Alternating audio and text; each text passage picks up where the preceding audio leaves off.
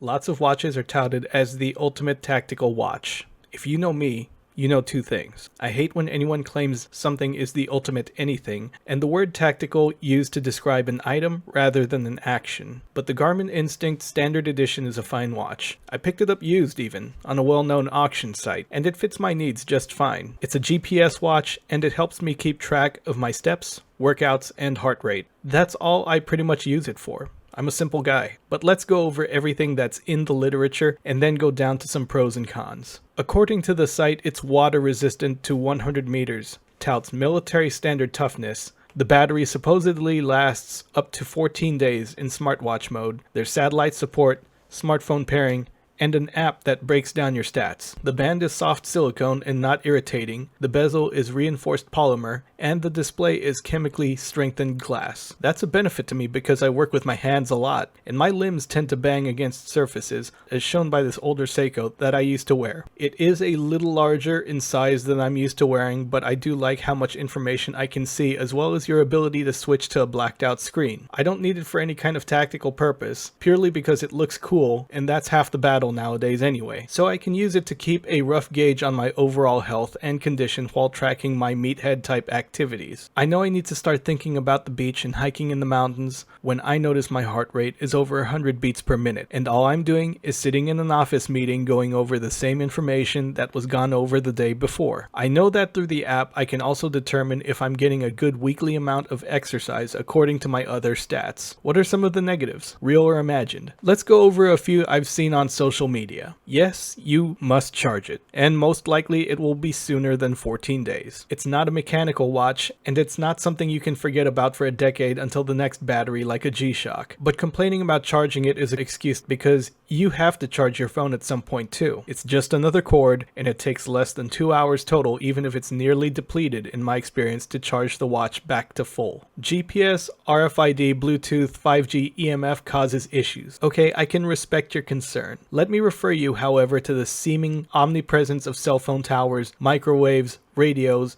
and wireless everything around the world today. If you work in a city environment, you are hit with more than you realize. I would argue that your average soy-infused fast food diet and sedentary lifestyle, or highly unrewarding and stressful occupation are more causes for concern for your long-term health than electronics. This isn't nearly as powerful as an unshielded IED jamming device from OEF or OIF. It's a fraction of that power.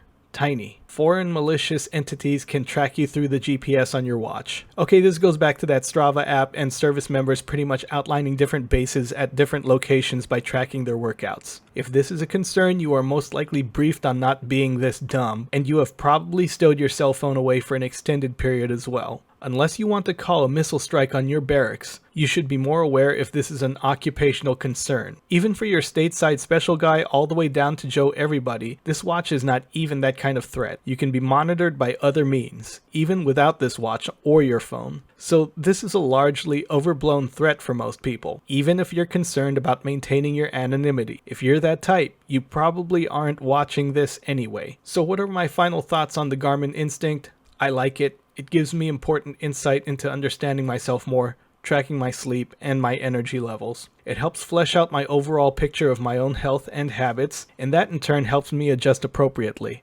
If you want to keep track of the same and maybe use a few of these other features, it's a fine watch. There's a reason you see these watches on military guys, law enforcement, and sportsmen. It's just that useful. If you're out in the field and need an analog or more traditional digital watch, refer to my comment on being briefed about that. I hope this quick video helps you make up your mind, give you an idea of its utility, and maybe put to rest some questions I've seen pop up. Until the next video, be good, stay safe, and have a good one.